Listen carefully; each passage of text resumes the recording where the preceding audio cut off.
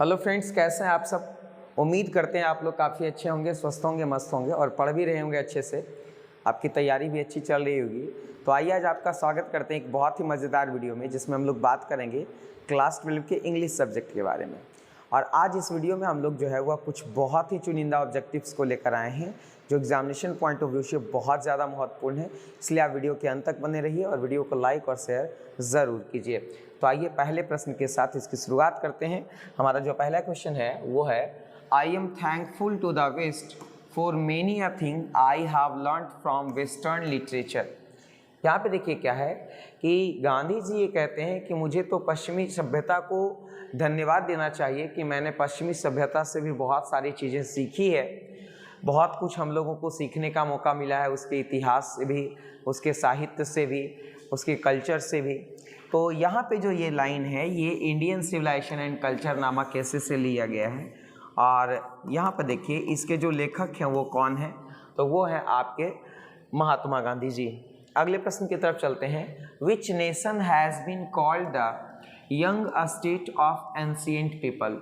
किस देश को जो है वह प्राचीन लोगों का युवा राज्य कहा गया, तो ये है आपका इंडिया। इंडिया को जो है वह क्या कहा गया, यंग स्टेट कहा गया था एंशिएंट पीपल को। और ये कहा गया था किसके द्वारा, तो ये कहा गया था डॉक्टर जाकिर हुसैन के द्वारा। किसके द्वारा कहा गया था, डॉक्टर जाकिर हुसैन के द्वारा। क्लियर है। आगे चलते हैं। The narrator in a pinch of snuff was and dash on probation. यानी जो नरेटर होते हैं, नरेटर मतलब लेखक, अ पिंच ऑफ स्नफ नामक जो शॉर्ट स्टोरी है, इस शॉर्ट स्टोरी के जो लेखक होते हैं मनोहर मालगोंकर। कौन होते हैं बाबू, मनोहर मालगोंकर। अब ये जो होते हैं वो किस पद पर होते हैं, तो ये अंडर सेक्रेटरी होते हैं। क्या होते हैं, अंडर सेक्रेटरी, है ना। और परीक्षा अवधि इनकी चल रही होती है, अभी प्रोबेशन पे ही होते हैं। अगले प्रश्न की तरफ चलते हैं। Martin Luther King Junior was the youngest person to receive the dash in 1964। देखिए यहाँ पे मार्टिन लूथर किंग जूनियर जो है वह सबसे युवा व्यक्ति थे जिन्होंने नोबेल प्राइज़ प्राप्त किया। कब, 1964 में, उस समय की बात है। और ये जो है वह नोबेल प्राइज़ प्राप्त किए पीस के क्षेत्र में, शांति के क्षेत्र में। किस क्षेत्र में प्राप्त किए बाबू, शांति के क्षेत्र में प्राप्त किए। आगे चलते हैं अगले प्रश्न की तरफ। देखिएगा, कहते हैं even more important than the domestication of animal was the invention of. ये ideas that have help mankind से ली गई है लाइन। और इसमें जो है वह कही गई है बातें कि कौन सी चीज़ें जो है वह डोमेस्टिकेशन ऑफ एनिमल से ज़्यादा इम्पॉर्टेंट था। तो डोमेस्टिकेशन ऑफ एनिमल से ज़्यादा इम्पॉर्टेंट कौन सी चीज़ें थी, तो वो थी एग्रीकल्चर। कौन, एग्रीकल्चर। यानी राइट आंसर क्या हो जाएगा बाबू, ऑप्शन नंबर सी हो जाएगा। अगले प्रश्न की तरफ चलते हैं। सिगानोया हैज़ रिटेन द स्टोरी। सिगानोया ने जो है वह कौन सी स्टोरी लिखी है, तो देखिएगा यहाँ पे जो द आर्टिस्ट शॉर्ट स्टोरी है इसके लेखक कौन है, सिगानोया है। कौन है, सिगानोया है। आपको कमेंट करके बताना है कि द अर्थ के जो लेखक हैं वो कौन है। आगे देखिए, the ways of managing child birth in traditional societies are. कहते हैं जो ट्रेडिशनल सोसाइटीज़ में जो है वह चाइल्ड बर्थ को मैनेज करने का तरीका जो है वह है। तो ट्रेडिशनल सोसाइटीज़ में चाइल्ड बर्थ को मैनेज करने का बहुत सारा तरीका है, मेनी एंड वैरिड। यानी राइट आंसर क्या हो जाएगा, ऑप्शन नंबर 1 हो जाएगा। अगले प्रश्न की तरफ चलते हैं। Every dash lives in a perpetual precarious violence. हर आदमी जो है वह कहीं ना कहीं जो है एक विषम संकट में जीने मरने की जो ऊहापोह में है वह क्या कर रहा है, जी रहा है।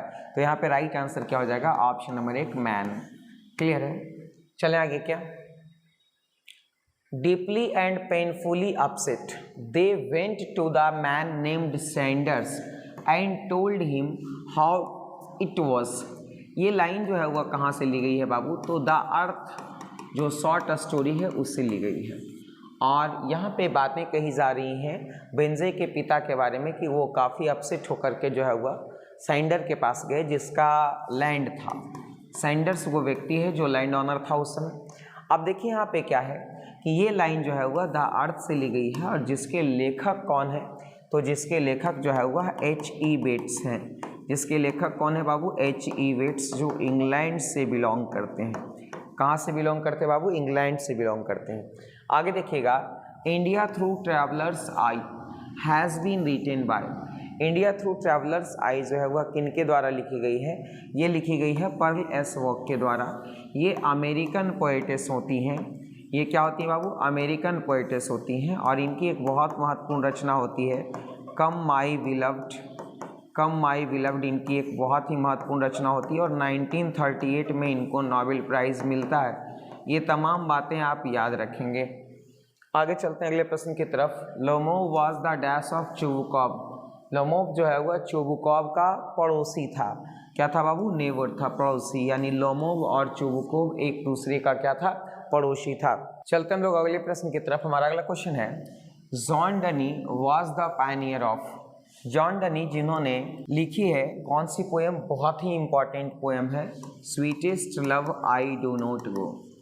Sweetest love I do not go नामक पोएम लिखी है जॉन डनी महोदय ने, और ये जो है वह मेटाफिजिकल पोएट्री के जाने माने पोएट रहते हैं, यानी ये मेटाफिजिकल पोएट्री के पोएट रहते हैं। राइट आंसर क्या हो जाएगा? Option number B. अगले प्रश्न की तरफ चलते हैं। I now 37 years old in perfect health begin.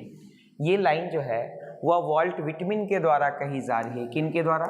और वॉल्ट विटमिन कहते हैं क्या कि मेरी जो उम्र है वह अभी क्या है? 37 ईयर्स का है, और लग रहा है जैसे मैंने अभी अभी जीवन की क्या करी है? शुरुआत करी है। भी मैंने जीवन को जो है वह जीना क्या किया? शुरू किया है। एकदम मैं पूरी तरीके से फिट हूँ। और ये बातें जो है वह N.E.P. टैप पोएम में कही गई है। And the Nightingale is dumb and the angle will not come. ये जो लाइन है वो कहाँ से ली गई है? तो ये जो लाइन है now the leaves are falling fast से ली गई है। Now the leaves are falling fast, ये पोएम से ली गई है। और इसमें कहा जा रहा है कि जब मैसेंजर ऑफ डेथ जो है वह आएगा। आगे चलते हैं।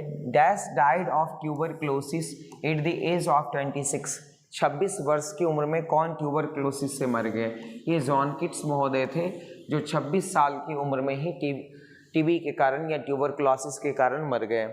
आगे चलते हैं। In Walter de la Mare song there is a knot of. Walter de la Mare को चिल्ड्रेंस पोएट भी कहते हैं, याद रखिएगा। और यहाँ पे देखिए इनकी दो रचना है, एक पीकॉक पाई है और दूसरा है songs for children. Songs for children. अब देखिए क्या है इनकी जो रचना है, इनकी रचनाओं में जो है वह मेलांचली मिलती है, उदासी मिलती है। क्या मिलती है बाबू? उदासी। यानी राइट आंसर क्या हो जाएगा? ऑप्शन नंबर सी हो जाएगा। अगले प्रश्न की तरफ चलते हैं। My tongue every dash of my blood formed from this soil this air. ये जो लाइन है, ये लाइन जो है वह द सोल्जर चैप्टर से ली गई है। कहाँ से ली गई है? द सोल्जर चैप्टर से, जो कि एक वार सोनेट है। और इसके जो लेखक हैं वो कौन है? Rupert Brooke. और रूपर्ट ब्रूक ही जो है वह ये कहते हैं कि every atom of my blood, मेरे रक्त का हर कतरा जो है वह इसी मिट्टी का बना हुआ है, इसी मिट्टी में जो है वह पनपा हुआ है। T.S. Eliot has written the poem. T.S. Eliot ने कौन सी पोएम लिखी? तो इन्होंने लिखी मैकेविटी द मिस्ट्री कैट, यानी राइट आंसर क्या हो जाएगा? Option number 1। अगले प्रश्न की तरफ चलते हैं। Who has composed the poem fire hymn. Fire hymn poem को किसने कंपोज किया? तो फायरहाइम पोएम को के.की.एन. दारूवाला ने कंपोज किया। फायरहाइम पोएम एक हाइम है और के.की.एन. दारूवाला जो है वह जोरोस्ट्रियन रहते हैं रिलीजन से। जोरोस्ट्रियन रिलीजन से जोरोस्ट्रियन रहते हैं, ये याद रखना है, बहुत ही इंपॉर्टेंट है। And stooped and drank a little more is from. ये जो लाइन है वो कहाँ से लिया गया है? स्टॉप, रुका, and drank a little more, और थोड़ा और पिया। यहाँ पे ये लाइन जो है स्नेक पोएम से ली गई है। कभी कभी ऐसा भी पूछ देगा कि ये लाइन किसने लिखी, तो ये लाइन जो है वह D.H. लॉरेंस महोदय ने लिखी। किसने लिखी बाबू? D.H. लॉरेंस महोदय ने। यानी राइट आंसर क्या हो जाएगा? ऑप्शन नंबर सी हो जाएगा।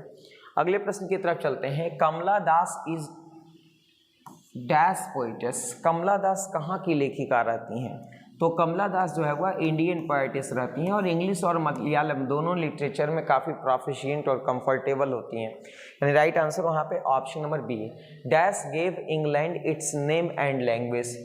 किसने इंग्लैंड को जो है वह उसकी नाम और उसकी भाषा दी, यानी अंग्रेजी भाषा इंग्लैंड को किसने दिया, इंग्लैंड नाम इंग्लैंड को किसने दिया, तो ये कौन थे, तो ये थे एंग्लो सैक्सन्स, है ना। इन्होंने ही जो है वह इंग्लैंड को उसका नाम और उसकी भाषा दी।